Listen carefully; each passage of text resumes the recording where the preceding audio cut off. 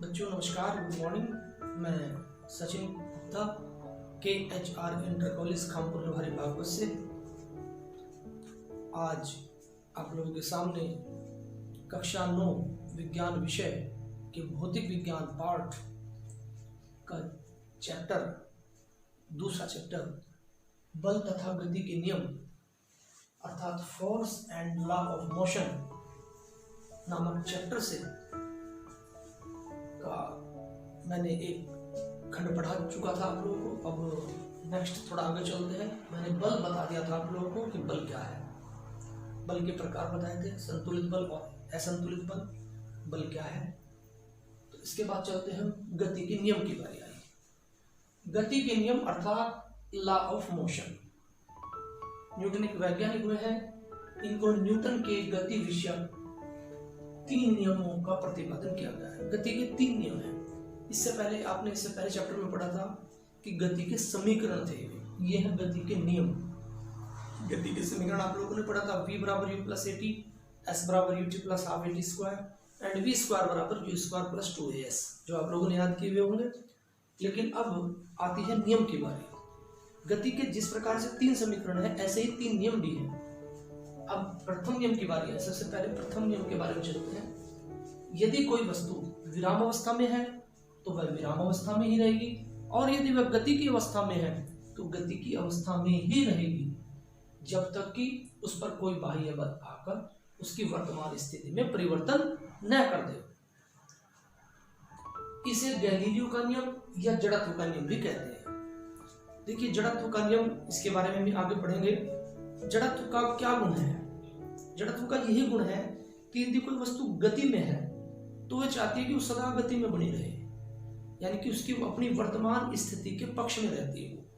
यदि कोई उसके खिलाफ बल लगाता है तो उस बल के खिलाफ अपना कार्य करती है, और यदि वो स्थिर अवस्था में है तो वह चाहती है कि मैं स्थिर अवस्था में बनी रहूं जब तक उस पर कोई बाह्य बल न लगाया जाए। यानी कि वस्तु का वह गुण जिसके कारण वह अपनी वर्तमान स्थिति में ही बना रहना चाहती है, वो उसका जड़त्व कहलाता है, जड़त्व का नियम कहलाता है। तो यही नियम प्रथम नियम है और यही जड़त्व का नियम भी है। यदि पेपर में आए कि जड़त्व का नियम लिखो तो भी यही लिखना है, और गैलीलियो का नियम आए तब भी यही लिखना है। तो प्रथम नियम जड़त्व का नियम और गैलीलियो का नियम एक ही है, अर्थात यदि कोई वस्तु गति की अवस्था में तो गति की अवस्था में रहेगी, और यदि विराम अवस्था में तो विराम अवस्था में ही रहना चाहती है, जब तक उस पर कोई बाह्य बल न लगाया जाए। क्लियर है? अब इसके बाद आता है आपको न्यूटन की गति का दूसरा नियम। अब न्यूटन की गति का दूसरा नियम के बारे में अलग अलग किताबों में अलग अलग तरह से सिद्ध करके दिखाया गया है, लेकिन ये सिंपल सा फॉर्मूला है, और जो दिखाया गया है वो संवेग परिवर्तन की दर और बल में संबंध दिखाया गया है, उसी के आधार पर उसको सिद्ध किया। लेकिन ये सिंपल सा फॉर्मूला सिंपल तरीके से सिद्ध होगा। यदि पेपर के लिहाज से आता हो तो ऐसे ही सिद्ध करना है। इस नियम के अनुसार किसी वस्तु पर लगाया गया बल, किसी वस्तु पर बल लगाया, वस्तु पर लगाया गया बल उस वस्तु के द्रव्यमान तथा वस्तु के बल की दिशा में उत्पन्न त्वरण, अर्थात वस्तु का वजन द्रव्यमान के भी समानुपाती होता है, या अनुक्रमानुपाती कह लीजिए, एक ही शब्द है। समानुपाती भी अनुक्रमानुपाती भी का भी एक ही मतलब है, यानी कि उस द्रव्यमान तथा उस वस्तु के बल की दिशा में उत्पन्न त्वरण के गुणनफल के समानुपाती होता है। अब इसको सिद्ध कैसे करेंगे? देखिए, मान लीजिए कोई m द्रव्यमान की वस्तु है, उस पर f बल लगा हुआ है, उसका प्रारंभिक वेग u है, उस पर बल लगाया तो बल लगाने से उसमें त्वरण उत्पन्न हुआ। उसकी स्पीड बढ़ी या घटी? बढ़ रही है तो स्पीड, तो मान लीजिए उसका अंतिम वेग भी हो गया, तो उत्पन्न त्वरण और इसका गुणनफल, इन दोनों का गुणनफल कीजिए तो f के समानुपाती होता है। माना लगाया गया बल द्रव्यमान के अनुक्रमानुपाती होती है, अर्थात f समानुपाती n, ये समीकरण नंबर 1 हो गया। और लगाया गया बल उत्पन्न त्वरण के भी समानुपाती होता है, अर्थात f समानुपाती a, समीकरण नंबर 2। समीकरण 1 और 2 से, यानी कि f हमारा इसके भी समानुपाती है, इसके भी समानुपाती है, अर्थात दोनों के समानुपाती हो गया, तो इसकी राइट हैंड साइड गुणा हो जाएगी। समीकरण 1 व 2 से f समानुपाती m गुणा a, और जब समानुपाती का चिन्ह हटाएंगे, अनुक्रमानुपाती का चिन्ह हटाएंगे, तो सदैव एक कांस्टेंट आता है, एक नियतांक आता है। यहाँ पर F बराबर के एम ए, जहाँ के एक नियतांक है, इसको स्थिरांक कहते हैं, और इसका मान 1 होता है अधिकतर, क्योंकि यदि बल भी हमने 1 न्यूटन का बल लगाया, द्रव्यमान भी हमारा 1 किलोग्राम है, और ए भी 1 मीटर प्रति सेकंड स्क्वायर है, तब के का मान भी 1 होगा। इसको नॉर्मली भाषा में भी के का मान हम 1 ही लेते हैं, तो इसलिए F बराबर के एम ए, F बराबर के के स्थान पर हमने 1 लिख दिया, तो F बराबर एम ए, F बराबर m गुना ए। ये आपका न्यूटन की गति का दूसरा नियम सिद्ध हुआ है। इसका मात्रक की बात आती है, इसका मात्रक होता है किलोग्राम मीटर बटे सेकंड स्क्वायर। MKS प्रणाली में इसका मात्रक क्या होता है, क्योंकि द्रव्यमान का मात्रक किलोग्राम और त्वरण का मात्रक मीटर बटे सेकंड स्क्वायर, या इसको हम न्यूटन भी कहते हैं, न्यूटन भी कहते हैं।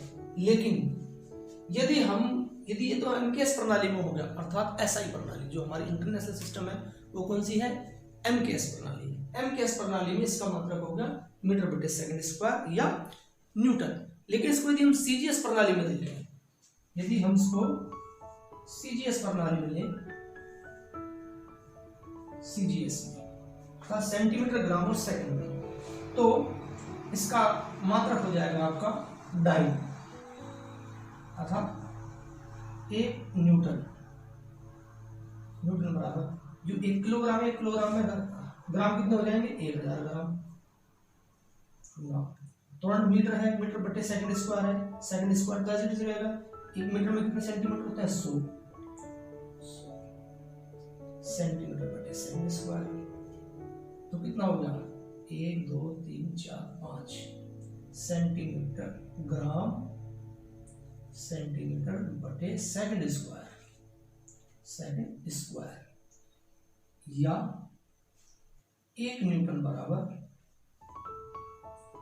10 की घात 5 ग्राम सेंटीमीटर बटे सेकंड स्क्वायर, और इसको हम डाइन भी कहते हैं, अर्थात 1 न्यूटन बराबर 10 की घात 5 डाइन। तो इसके न्यूटन को डाइन में भी चेंज किया जा सकता है, तो इसका मात्रक न्यूटन भी होता है और डाइन भी होता है। जैसा सवाल होगा सेंटीमीटर और मीटर, उसमें सेंटीमीटर और सेकंड में और ग्राम में दिया गया है, CGS प्रणाली में दिया गया है, तो उसको हम डाइन से रिप्रेजेंट करेंगे, और यदि MKS प्रणाली में दिया गया है तो इसको हम न्यूटन में रिप्रेजेंट करेंगे। अब आते हैं तीसरे नियम की बात। अब तीसरे नियम में चलते हैं बच्चों में, इसको मिटाना पड़ेगा। तीसरा नियम आप लिखेंगे गति का तीसरा नियम, मैं इसको मिटाकर गति का तीसरा नियम लिखता हूं यहाँ पर, आप ध्यान देंगे। तीसरा नियम क्या है हमारा,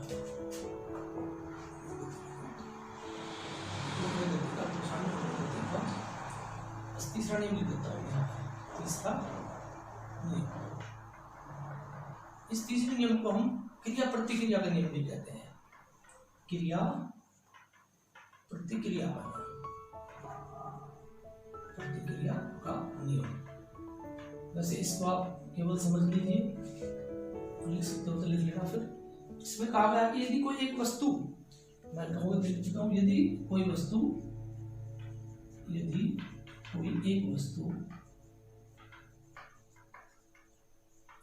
किसी दूसरी वस्तु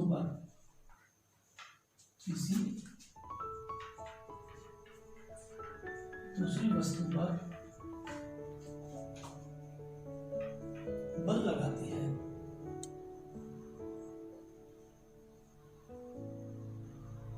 तो दूसरी वस्तु भी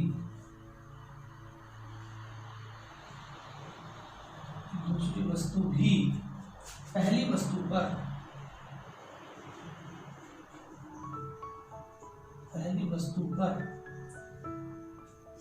उतना ही बल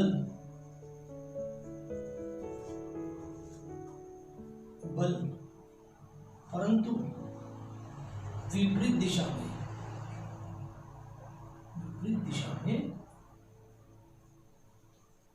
लगाती है। इसी को हम न्यूटन की गति का तीसरा नियम कहते हैं। गति का तीसरा नियम कहते हैं।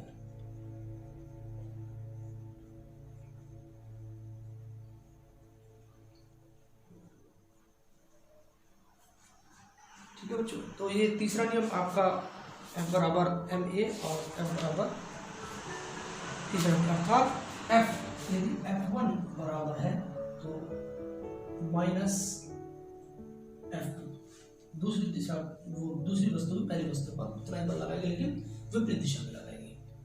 अब इसके कुछ उदाहरण भी है, जैसे बंदूक से चलाती हुई गोली, यदि कोई वस्तु बंदूक से गोली चला रहा है तो जितना बल गोली आगे की तरफ बल लगाएगी उतना ही हम गोली पर आगे की तरफ लगाएंगे, गोली भी बंदूक के ऊपर उतनी ही वापस अपने ओर बल लगाएंगे।